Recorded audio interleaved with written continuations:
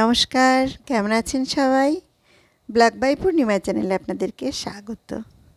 জন্মাষ্টমী তো এসে গেছে, তো কৃষ্ণ ঠাকুরের জন্য তো আমাকে এখন ড্রেস বানাতে হবে। তো চলে এসেছি আমি এখন ঠাকুরের জন্য একটা সুন্দর ঘাগরা বানাতে। তো আর তো বেশি দেরি নেই, শনিবারই জন্মাষ্টমী। তো এখন আমি এইটা বানিয়ে নেব। তো দেখুন কেমন করে আমি বানাচ্ছি। ঠাকুরের একটা ঘাগরা বানালাম আর সঙ্গে একটা ওড়নাও বানিয়ে নিয়েছি। তো জন্মাষ্টমীতে নিজের হাতে ঠাকুরকে ড্রেস বানিয়ে পরাবো, সেটা সত্যিই ভালো লাগে। বাজার থেকে কিনে এনে তো সবাই পরাতে পারে, কিন্তু নিজে বানিয়ে পরানোর আনন্দটাই আলাদা। তো আমি যার জন্য বসে পড়েছি এখন ঠাকুরের ড্রেস বানাতে। তো সঙ্গে সঙ্গে দেখুন বানিয়েও ফেললাম। আর ঘাগরাটা হয়ে গেছে। এখন ঘাগরাটা যে ল্যাটকান্সটা বানাচ্ছি আর কি, ল্যাটকান্স তো না, অল্প ছোট করে একটা ঝুড়ি মতন বানাচ্ছি। এই যে সিকোয়েন্সটা দিয়েছি, এই সিকোয়েন্স দিয়ে মাথায় ছোট্ট একটা ল্যাটকান্সের মতন করে দিলাম। আর এটা হচ্ছে ওড়না, ওড়নাটা হয়ে গেছে। তো আর ঠাকুরের যে প্রসাদ দেবো, যে থালাগুলো রাখবো যার উপরে আর কি, তার জন্য কয়েকটা সুন্দর করে কয়েকটা আসন মতন বানিয়ে নিচ্ছি। এটাও বানিয়ে নিলাম। ঠাকুরের যে ঘাগরাটা করেছি ওটার ম্যাচিং করেই বানালাম। আর একটা সিকোয়েন্স ছিল, সেই সিকোয়েন্সটা দিয়ে দেখুন এখন ঠাকুরের মুকুট তৈরি করছি।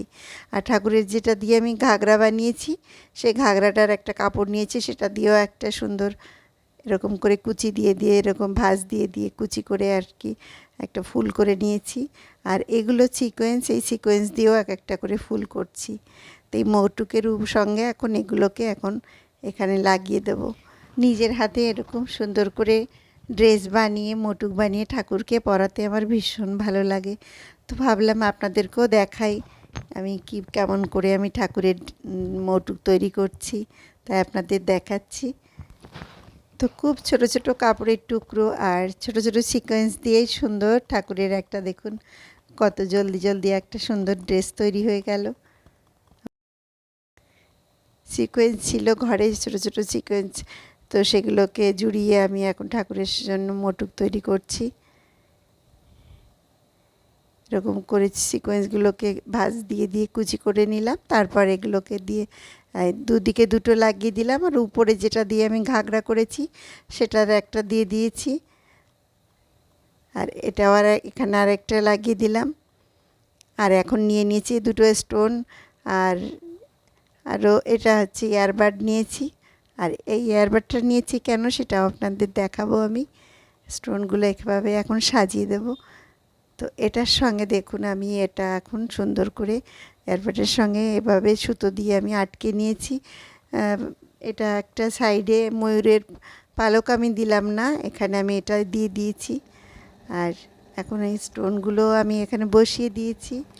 অল্প কিছু সিকোয়েন্স দিয়ে যদি ঘরে এত সুন্দর মটুক তৈরি করা যায়, তাহলে আর বাইরের থেকে কেন কিনে আনবো বলুন। দেখতে কেমন লাগছে আপনারা কিন্তু কমেন্ট করে আমাকে জানাবেন কেমন হলো আমার এই ঠাকুরের মটুকটা। তো আমার তো ভীষণ ভালো লাগে নিজের হাতে এরকম সুন্দর মটুক বানিয়ে ঠাকুরকে পরাতে বা ড্রেস বানিয়ে পরাতে।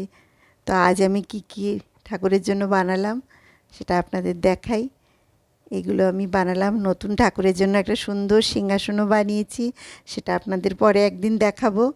তো আজকের মতন ব্লগটি আমি এখানেই শেষ করছি। সুস্থ থাকবেন, ভালো থাকবেন, আবার একটি নতুন ব্লগে দেখা হবে। বাই।